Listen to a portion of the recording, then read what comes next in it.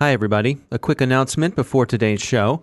The CyberWire is presenting our 5th annual Women in Cybersecurity reception this fall at the new International Spy Museum in Washington, D.C. We've got some great sponsors lined up, including Northrop Grumman, Cylance, VMware, Delta Risk, and Secure Strux. We'd love to add your organization's name to that list. Go to thecyberwire.com/WCS to learn all about our Women in Cybersecurity reception and to see how you can show your support by becoming a sponsor.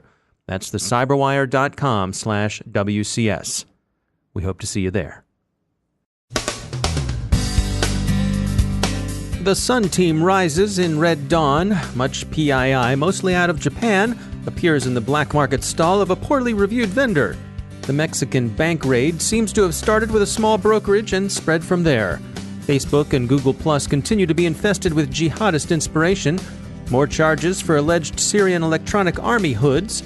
A man gets 15 years for, among other things, DDoSing former employees. And mobile app users?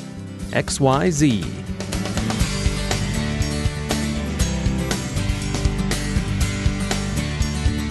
And now a moment to tell you about our sponsor, ThreatConnect. With ThreatConnect's in-platform analytics and automation, you'll save your team time while making informed decisions for your security operation and strategy.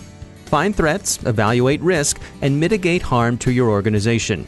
Every day, organizations worldwide leverage the power of ThreatConnect to broaden and deepen their intelligence, validate it, prioritize it, and act on it.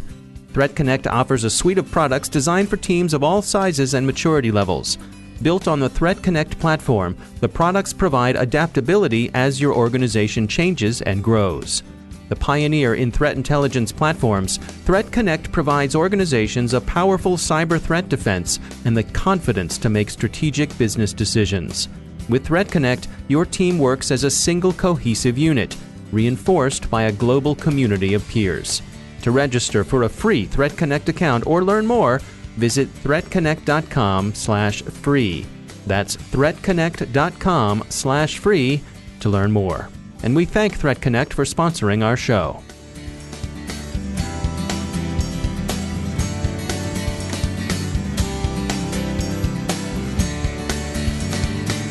Major funding for the CyberWire podcast is provided by Cylance. From the CyberWire studios at Data Tribe, I'm Dave Bittner with your CyberWire summary for Monday, May 21st, 2018.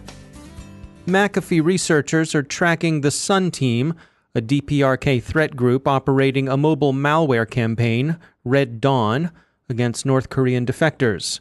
They're using Google Play and Facebook to spy under the guise of beta applications.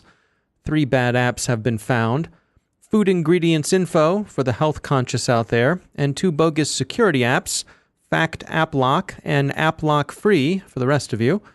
The initial quiet infection is via the Play Store. The larger, noisier spread is through Contagion by Facebook.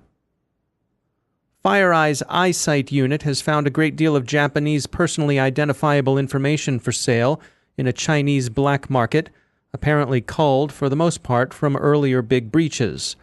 The material seems genuine enough, and it comes mostly from Japanese databases. Who is the vendor selling this stuff? FireEye speculates, they say, that it's an individual living somewhere in China's Zheijiang province. Whoever it is seems to have been in business underground since 2013. The criminal vendor gets low grades from the black market's equivalent of Yelp, and yes, black market buyers do rate their vendors. There are a lot of complaints that buyers don't get what they expected when they ponied up. One good bit of advice is to avoid reusing passwords. Exploitation of compromised, reused credentials seems to be the biggest danger here. Inquiry into the recent rash of unauthorized transfers from Mexican bank accounts continues. The Bank of Mexico says that while its investigation of a series of criminal raids on the Interbanking Electronic Payment System, SPEI, is still in progress, they've concluded that the initial attack came through a small brokerage house. Losses in the theft are estimated to come to some 300 million Mexican pesos, a bit more than 15 million US dollars. Bank of Mexico Governor Alejandro Diaz de Leon has said that 3 banks, a broker, and a credit union were affected, but he declined to name the institutions involved.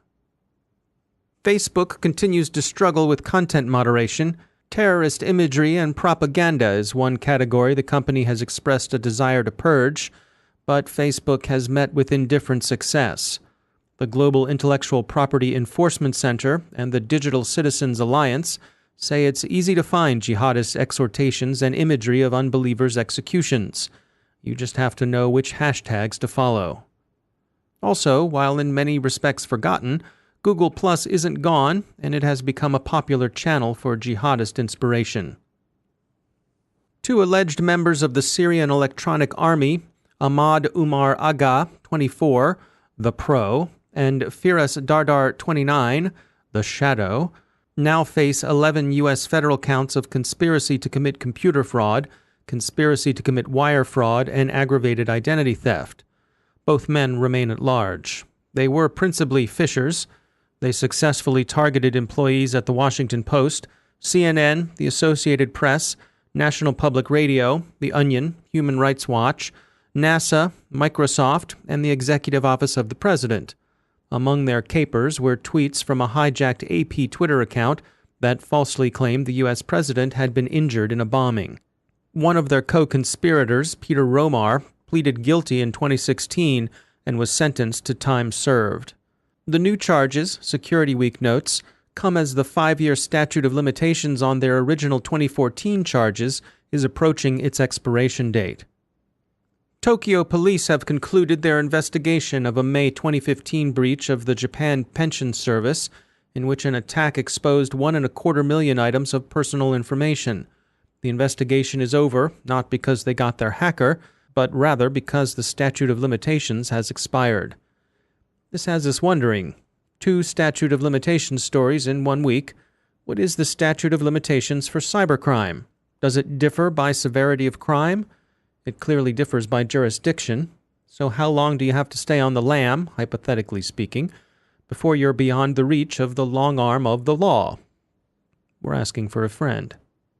Let us say right up front that said friend is not one John Kelsey Gamble of New Mexico, who pleaded guilty back in January to a count of conspiracy to cause damage to a protected computer. He's said by prosecutors to have hired various booter services, DDoS for hire, to hit former employers, competitors, and public services, people he had a grudge against. A partial list of his victims includes Washburn Computer Group, the Minnesota State Courts, Dakota County Technical College, Minneapolis Community and Technical College, the Hennepin County Sheriff's Office, which suggests that while he may have been from New Mexico, his interests were up in Minnesota and the Dakotas. The judge gave him 15 years. Stiff, but he wasn't a first offender. He'd had an earlier felony conviction on his record, and in addition to the hacking charge, he went away for 2 counts of being a felon in possession of a firearm. Friday is GDPR Implementation Day, and we'll remind you of this daily. Today's story involves the cost of compliance. It's driven a few online games out of business, like Loadout and Super Monday Night Combat, and some others at least out of Europe, like Ragnarok Online. The cost of either rewriting or shifting to a new platform have been proving prohibitive, so they bid farewell in a twilight of the gamers. And finally, there's a new frontrunner in Names for Vulnerabilities marketing sweeps. This one, discovered and named by the jailbreakers at Pangu Lab, is called Zipperdown. Pangu's report is a little vague on details, but they think for sure that it's a common programming error which leads to severe consequences, such as data overwritten and even code execution in the context of affected apps. They think a lot of mobile apps are probably vulnerable, but sandboxing in iOS and Android are probably a good defense against it. Still, here we are mentioning it. And why? Because Pangu called it Zipperdown, is why.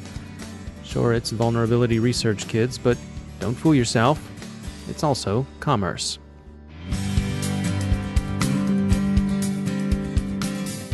And now a bit about our sponsors at VMware. Their trust network for Workspace ONE can help you secure your enterprise with tested best practices. They've got 8 critical capabilities to help you protect, detect, and remediate. A single open platform approach, data loss prevention policies, and contextual policies get you started. They'll help you move on to protecting applications, access management, and encryption. And they'll round out what they can do for you with microsegmentation and analytics. VMware's white paper on a comprehensive approach to security across the digital workspace will take you through the details and much more. You'll find it at thecyberwire.com/VMware. See what Workspace ONE can do for your enterprise security. thecyberwire.com/VMware. And we thank VMware for sponsoring our show.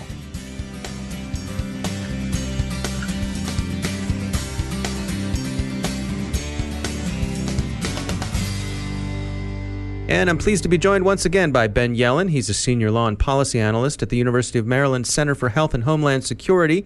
Ben, welcome back. We had an interesting story come by. This was from WRAL, a TV station in Raleigh, North Carolina. And they were talking about the police managing to piece together a crime using some information from Google. Fill us in what's going on here. So the city of Raleigh has been actually securing warrants from a court down in North Carolina to collect the location data of any device that was in a given location when a crime was committed. So they actually provided an example of one of those warrants in the article, and they'll give GPS coordinates. So within GPS coordinate X and Y, which devices were there, what are their phone numbers, who do those phones belong to, they can either rule people out or in as having committed the crime. That presents obviously a lot of legal issues and potentially some major privacy violations. Yeah. Now, in terms of the legal side, the city of Raleigh is actually on relatively strong legal grounds because they got a warrant. If they had just gone to Google and requested this information and had Google comply voluntarily, or even if they had sought some sort of subpoena, that I think might have created more legal difficulty. They did get a warrant. There was somebody from the judicial branch who actually approved this search, and that's going to give it a little bit more legal credibility. It seems broad to me. Extremely broad. So you're absolutely right about that. The purpose of the Fourth Amendment is to have this sort of particularity. So the warrant, per the language of the Fourth Amendment, identifies what is to be searched, who is to be searched, with some level of particularity. This is the exact opposite of that, right? Yeah. It's not search whether individual X was in a given area at this particular time. It's searching that area to determine which individuals, which devices were contained within that area. And I think that could potentially run afoul of the particularity requirement. I think what the government would say is that you sort of relinquish your reasonable expectation of privacy in your location when you use your smartphone device. You have to know that your smartphone, whether you're using a Google Maps app or whether you're trying to make a phone call, is going to be able to obtain your location, whether it's through GPS tracking, whether it's just the cell phone tower that pings your phone.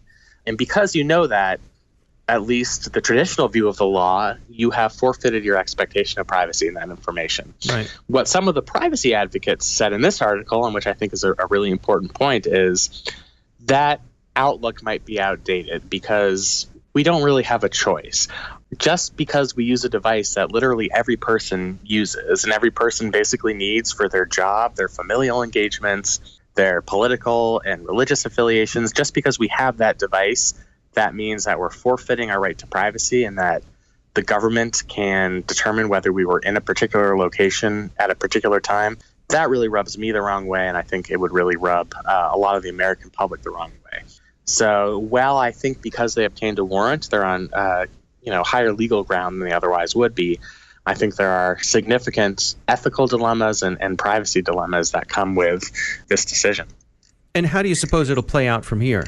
Well, the issue is somebody has to have standing to challenge this in court. So far, in the instances that the article mentions where this technology was employed, only one person has been arrested. So what has to happen is that person will go through the criminal process.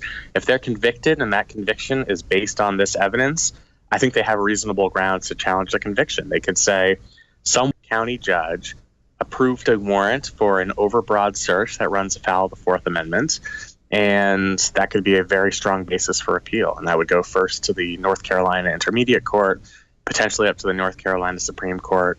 I think this is, even though the issue is slightly different, we'll get a reasonable view on how the Supreme Court sees this when they come down with their Carpenter v. United States decision, which should come down sometime this spring, about whether you have a reasonable expectation of privacy in your cell site location information. So that should give us at least some guidance as to how the Supreme Court of the United States sees this issue.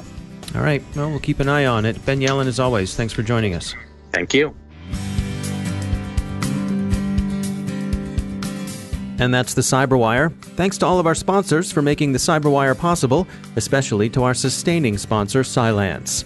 To find out how Cylance can help protect you using artificial intelligence, visit Cylance.com.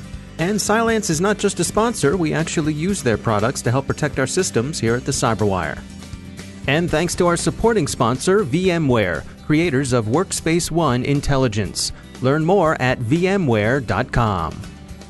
Don't forget to check out the Grumpy Old Geeks podcast, where I contribute to a regular segment called Security Ha. I join Jason and Brian on their show for a lively discussion of the latest security news every week. You can find Grumpy Old Geeks where all the fine podcasts are listed. And check out the Recorded Future podcast, which I also host. The subject there is threat intelligence, and every week we talk to interesting people about timely cybersecurity topics. That's at recordedfuture.com/podcast. The Cyberwire podcast is proudly produced in Maryland out of the startup studios of Data Tribe, where they're co-building the next generation of cybersecurity teams and technology. Our show is produced by Pratt Street Media with editor John Petrick, social media editor Jennifer Iben, technical editor Chris Russell, executive editor Peter Kilpie, and I'm Dave Bittner. Thanks for listening.